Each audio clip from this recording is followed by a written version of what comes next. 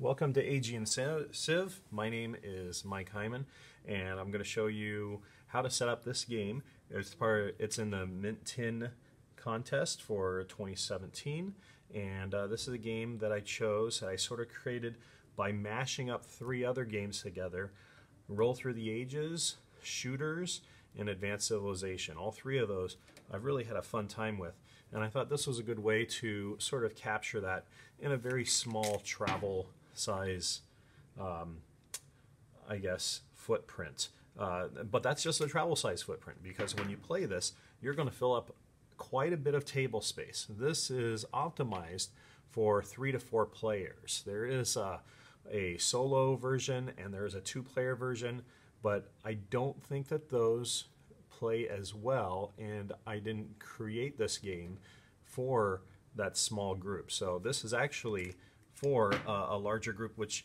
is usually, well, it's just it's not as common for such a small game, for a Mint 10 game. But let's go ahead and unpack this, and I'll show you how to set it up, and then in another video I'll go through a round so you can see what a round looks like.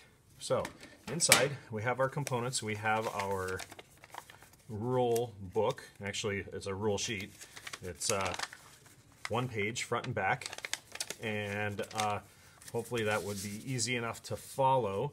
But if you're like me, you probably prefer following or reading the rules by watching a video online. So we have 4 dice which are needed. We have 24 cubes, 6 of each color for the 4 different city-states that we're going to be playing. So we'll get out those cubes, and this always feels painfully slow when I'm not the one doing this. So I hope while you're watching me unpack these that you're eating an ice cream or something else that will take your mind off of how slow this is going. But anyway, so those are my cubes. Here are the 4 city-states. Now these city-states, these are what each player will play, and they play these things secretly. So these things are passed out to somebody, and that person sees what their city-state card is, and they just leave it face down, just like that. So they will leave it face down. We'll have these 2 people over here. We'll leave them face down so that the other players don't know which city-state you are. Because if they know what city-state you are, then they know, hey, I better not give Athens, I better not let Athens get a democracy card or an oligarchy card or a medicine card, because Athens gets bonus points at the end of the game for those. So we're going to keep those separate. Now, I'm just going to dump them out like this. That's a little bit easier. Next we have culture cards. I'll explain a little bit about these culture cards. These culture cards, this is what you are bidding for throughout the game. Now everybody starts out with this right here, which is called a starting army.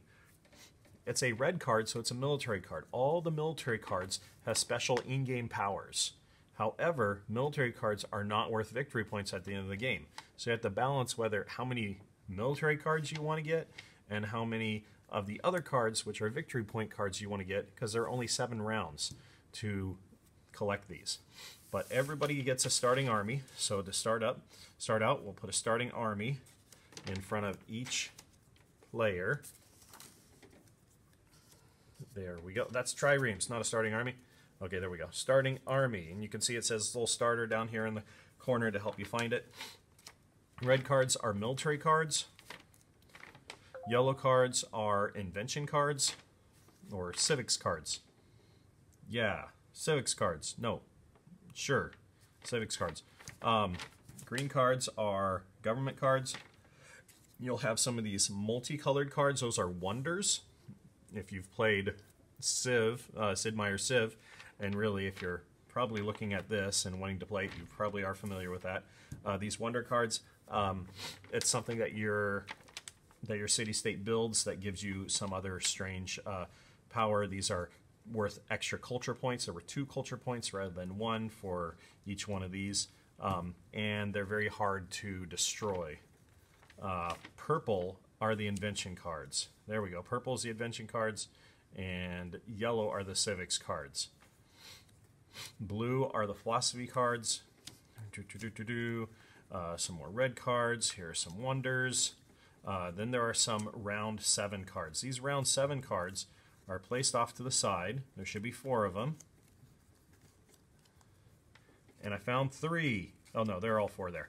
And these are leaders. These cards are played on the last turn, round 7, and these are leaders, and these will drastically change the point spread of the game so that it doesn't feel like somebody's getting snowballed throughout the game, or if it feels like they're way far behind, they can really catch up at the end of the game with these. It doesn't mean that you can just not worry about things to the last round, but this does help close a gap if there is a gap that you're trying to catch up to there in the game.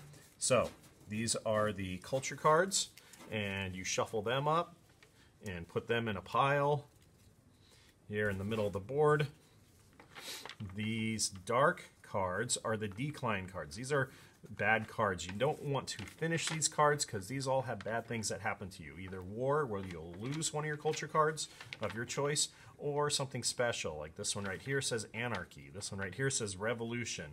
This one's a famine. That one's a civil war. So these are cards that you don't want to complete, but you might have to. You shuffle those up, put those face down, there towards the middle. These are progress cards. These you do want to finish the tracks on because they give you good things. So you want to finish these. And they have special things for each card as well. Expansion, trade routes, labor specialization, golden age. There are a few other things. Anyways, we'll shuffle those up. We'll put those face down. Each city-state gets 6 of these cubes. And that's how you set up to play the game. That's to set up the game for play. So let's say that we have the game set up for play. Now I'll show you how to set up a round, but I'm not going to go into a round. I'll go into it in the next video because it's easier just to do this in small chunks. And by the time you finish your ice cream, you might be ready to do something else. So we'll try to make this short and sweet. Anyway, here we're going to set up for a round. To set up for a round, it's pretty easy. What we're going to do is we're just going to flip 1 progress card, 1 decline card, and 4 of these